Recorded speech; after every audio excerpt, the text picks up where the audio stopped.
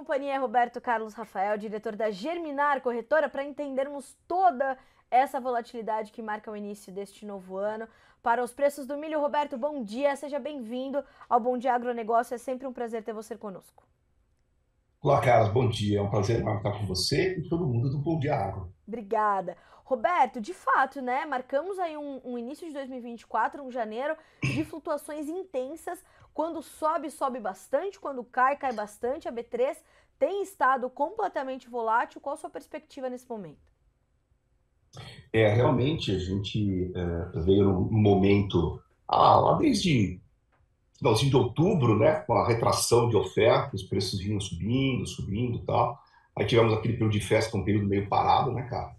E logo no começo do ano tivemos uma alta expressiva, já nos preços, né?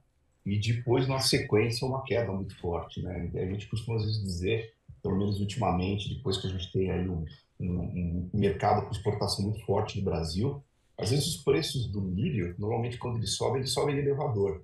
E quando desce, desce de escada, né? Mas dessa vez, subiu do elevador e desceu do elevador. Então, foi realmente surpreendente. Eu acho que a gente teve aí algumas coisas que vieram, o mercado, de uma certa forma, teve alguma. Lógico que a B3 é um referencial para o mercado, mas eu acho que teve um drive muito forte a B3, isso impactado por algumas coisas que o mercado todo questiona, a questão de como é que funciona os encerramentos de contratos, e tem alguns indicadores mostrando coisas diferentes do que era o mercado, e isso mexeu um pouquinho com a B3.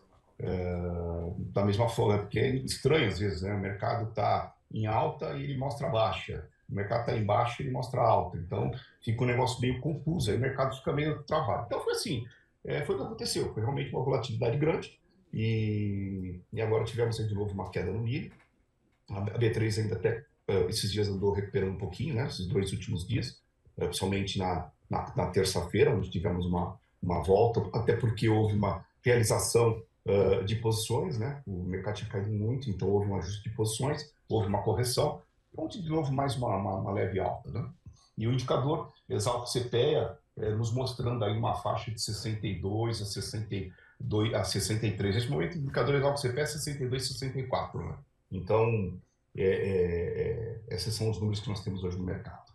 Agora, Roberto, diante de todos esses fatores se combinando, dessas altas muito fortes, você falou, né? Subiu de elevador, desceu de elevador, tem sido bastante interessante acompanhar o mercado do milho. Isso deixa claro que não há, portanto, uma tendência determinada para os preços agora, ou apesar desta volatilidade, há uma tendência estabelecida, mas que por vezes a gente não consegue identificar tão facilmente. O que a gente precisa, na verdade, olhar são o que a gente tem, as informações que nós temos. Nós temos números aí, por exemplo, do governo, de estoques de passagem, que assusta um pouco o mercado, tá? Mostrando aí que o estoque de passagem seria agora no final de. Na verdade, os números da Conab, a safra agrícola, termina no dia 31 de janeiro, né? Então, nós estamos encerrando agora, dia 31, a nossa safra agrícola 22, 23, iniciando, então, em fevereiro, a safra agrícola 23, 24. A Conab fala que nós vamos ter um estoque de passagem na faixa de 3 milhões de toneladas, tá? Esse é um número apresentado que é baixo. Os números das consultorias, de trades que acompanham o mercado são outros, né? Então, aí a gente tenta buscar alguma informação que a gente consiga tentar entender, né, cara? Onde é que está Sim. a informação correta, né? Eu andei pegando essa semana, né, não fiz todos os estados, tá? Mas eu peguei, por exemplo, dados do IMEA, no Mato Grosso, dados da FamaSul, do Mato Grosso do Sul, e dados do DERAL, no Paraná. Você pegar o que essas entidades estão divulgando, né, de comercializado já no milho, eu encontrei, só nesses 3 estados, algo ao redor de 11 milhões de toneladas de estoque de passagem, Uhum. só nesses 3 estados. Então, assim, preciso tomar muito cuidado. Esses estoques, a gente tem falando que tem ainda mais estoques da Bahia, de Goiás, de São Paulo é pouco, mas Minas, Rio Grande do Sul, tem uma safra entrando. Então, o produtor tem que tomar muito cuidado com as informações e trabalhar em cima delas. Me parece que nós temos um estoque confortável, eu como analista, acredito que nós estamos com um estoque confortável para passar e receber a safra de verão, chegar até a safrinha, tá certo? Então, acho que até um estoque alto, porque a gente, na verdade, está vendo que o soja também no ano, né? Então, se a soja não está sendo vendida, é sinal que ela vai ser colhida e vai para o armazém, não vai para os portos. Então, isso pode sobrecarregar um pouco a logística. Se o produtor que tem milho hoje, ele tem espaço para armazenamento, para guardar, quer esperar uma nova oportunidade, isso vai ser especulativo, né? Ele pode fazer isso. Aí ele contém esse milho, então a gente tem o milho físico, mas não tem o milho disponível, né? Então vai depender muito do momento de cada produtor, como é que ele está com seus espaços, qual a sua situação de fluxo de caixa, para tomar uma decisão. Eu, como analista, posso dizer que particularmente acho que nós temos um estoque razoável de milho, né? Então, e vem aí uma safra, vamos dizer assim, literalmente grande, né? Mesmo com as perdas na soja e também alguma coisa no milho, nós temos uma safra grande. Então, é uma questão de análise, né? E agora, para frente, né, cara? Acho que você vai me perguntar depois para frente, porque a gente tem que pensar depois aí na safrinha. A safrinha é uma outra história, né? A gente tem que ver o que realmente vai ser plantado, com qual a intensidade de tecnologia que vai ser plantado ou não. Então, tudo isso depois vai trazer novos números. Aparentemente, vamos ter uma produção menor. As exportações de milho, que esse ano aqui vão chegar ao redor de 55 milhões de toneladas, encerrando agora em 31 de janeiro, no ano agrícola, né? O ano que vem, nesse ano, provavelmente serão menores, mas o que vai sair é o excedente, que é o que, felizmente, nós temos uma boa performance mundo afora, com uma qualidade de milho muito bom, e onde a gente tem a oportunidade de colocar esse milho para o abastecimento mundial. Então, vamos ter uma exportação menor? Vamos. Mas assim torna o excedente. Ainda será uma grande exportação se a produção vier boa. Agora, Roberto, você falou da safrinha, né? A gente tem um ponto de convergência ali entre os especialistas de uma redução diária na segunda safra de milho. Eu queria saber se você também aposta nessa redução e o quanto disso ainda vai pesar para o mercado. Porque eu imagino que os produtores estejam decididos, ou se não estão decididos ainda sobre a segunda safra, precisam tomar essa decisão para ontem, né? Exatamente. A gente, bom, pelo menos eu pactuo também com essa questão de que vamos ter uma produção menor, que é o que eu falei até anteriormente, né? Por uma questão bom, principalmente, eu acho que investimento em tecnologia, tá? Então, eu acho que o produtor, eu sempre tenho uma opinião que também o produtor, ele precisa plantar. O que vai fazer com uma área parada, né? Então, a gente está vendo aí agora a soja, em função do clima, sendo tirada antes a colheita da soja está avançada em relação ao ano passado, né? Então, eu acho que o produtor vai acabar produzindo, até porque, Carla, uma das coisas que segura os preços, se a gente for fazer assim, diga uma coisa, o que realmente está segurando os preços de milho no Brasil?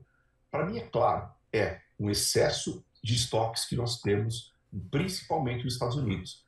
Chicago está a 4,50 o bushel, Sim. né? Isso aí, quando estava lá 6, 5 e pouco, então a gente falava, agora, provavelmente vai chegar a 4,50.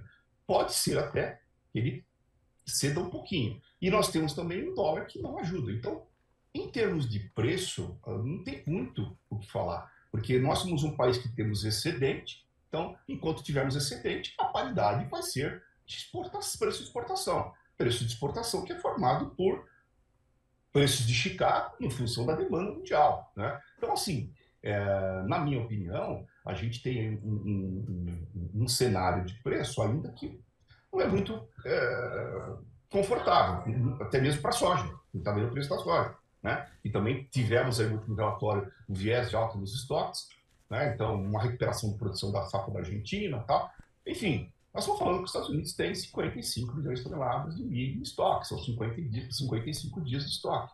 Então, é isso. Agora, o produtor tem que plantar por quê? Porque aí ainda a safra americana, que a partir do mês que vem a gente vai estar falando qual a expectativa de área e produção, que vai sair no Outlook da Agriculture, né? Que é agora em fevereiro. E vai saber se podem ter algum problema climático. Eu tenho uma opinião que eu venho sempre falando, que eu acho que se o mundo voltar a ter um viés de alta nos estoques, eu acho que nós vamos ter uma celeridade nos consumos de biodiesel e de etanol mundo afora. É uma questão de aumentando a adição de biodiesel e etanol nos combustíveis, né? Então, assim, é difícil falar que o produtor não vai plantar, porque ele precisa girar a terra dele, né? Então, eu acho que tem que plantar, né? E esperar, talvez por outro momento. O momento, por enquanto, não é de melhoras no preço, principalmente em função do cenário lá de fora. E você sabe, Roberto, que ontem, na análise do fechamento do mercado da soja pelo Vlamir Brandalize, aqui com o Alexander, ele citava como um dos pontos de apoio para os preços da soja os negócios mais contidos pelo produtor brasileiro, a pouca participação do produtor no comércio por conta desses preços pressionados. Como é que isso fica quando a gente olha para o milho, por exemplo, onde há uma necessidade da gente monitorar não só ou o apetite do produtor por vendas, ou a necessidade, mas o entendimento de que muitos deles têm que liberar armazém, você citou a questão da armazenagem, tem que liberar armazém para a chegada da soja e talvez vender um milho onde não seja o momento mais oportuno para ele. Quer dizer, como é que essa relação e essa participação do produtor brasileiro em novos negócios ou não está sendo avaliada pelos mercados agora? Então, Carla, você sabe que uma das coisas que eu falei em algumas entrevistas atrás, não sei se foi com vocês, mas eu falei muito da questão da exportação do ano passado. O produtor, em um determinado momento, ele fez exatamente aquilo que precisava, ele sabia que ele tinha que vender, precisava abrir espaço, tinha muito milho no Brasil, mas chegou ali, quando começamos a ter aqueles problemas climáticos, começou a se travar e acabou que deixamos de exportar, perdemos pelo menos 5 milhões de toneladas. Perdemos, que eu digo o seguinte, deixamos de exportar 5 milhões de toneladas do Brasil, né? E Sim, não estariam mais aqui nos estoques internos, né? Então, a exportação, eu sempre trabalhei com 60 milhões de toneladas, umas consultorias também, só que nós vamos encerrar com 55. Esses 5 milhões de toneladas ficaram a mais, tá? Então, é aquilo que eu disse para você. É preciso tomar muito cuidado, porque os números que estão na Conab, para mim, acho que não trazem a realidade. Se o produtor estiver mirando nisso, acho que não é uma realidade. A realidade do produtor é o seguinte: eu vou ter espaço para ter a minha safra já acertado, fechado, seja lá com armazém, seja lá com os números, com os silos que ele tem na fazenda dele. Dá para mim esperar o milho, sei lá, nos silos bolsa, dá para mim fazer isso? Se der, muito bem, é uma estratégia, né, especulativa de preço. Não acredito que os preços devam melhorar muito, a não ser que a gente tenha quebras de safras para frente, apesar que eu acho que, um detalhe que também tem que colocar, a safra de soja dos Estados Unidos ela será maior, ela vai avançar em área de milho, tá? Então nós vamos ter uma safra de milho menor, mas tem muito estoque de milho por lá. Então assim, tem muita coisa para acontecer lá na frente, mas é o que eu falo, não dá sinais de que possa melhorar os preços em dólar na Bolsa de Chicago, tá sim. certo? Agora, o produtor ele precisa ver exatamente o espaço que ele tem. Se ele tiver alguma coisa que ele quer especular e esperar lá para frente, é uma decisão. Eu, particularmente, eu acho que vai haver uma necessidade de venda por conta dos produtores, seja por caixa, seja por uma questão de espaço, né? Então, é o que a gente avalia. Então, vamos dizer assim, eu acho que, infelizmente, aquela trava, ela trouxe preços melhores para o milho, tá? Mas ficou muito para o mercado interno. Ainda o mercado interno teve que comprar menos, tiveram que reduzir estoque para ir esticando seus estoques, né? Até a chegada agora. Nós estamos aí já chegando com a safra de verão, tudo mais, né? Então, o produtor, aquela parada, deixamos de vender 5 milhões de toneladas, acho que ela foi. Mas infelizmente é difícil, né, cara? A gente saber o time certo também. Não é fácil, não dá pra gente. É fácil a gente olhar para trás, né? Mas a gente falava muito: se fosse 60 milhões de toneladas, os estoques seriam menores. Eu te perguntei isso, Roberto, porque também tô ali sempre fazendo as relações com a soja, porque o produtor de soja é o produtor de milho e vice-versa. Né? É sabido que um mercado está muito correlacionado ao outro. E o que eu tenho percebido é que muitos produtores relatam, o IMEA trouxe esse apontamento também, que as contas, por exemplo, o produtor de Mato Grosso não fecham, né, para a soja. Os atuais preços já não cobrem os custos de produção. Como é que está essa relação para o milho? Como é que estão as margens do produtor brasileiro diante desse quadro que você está detalhando para nós?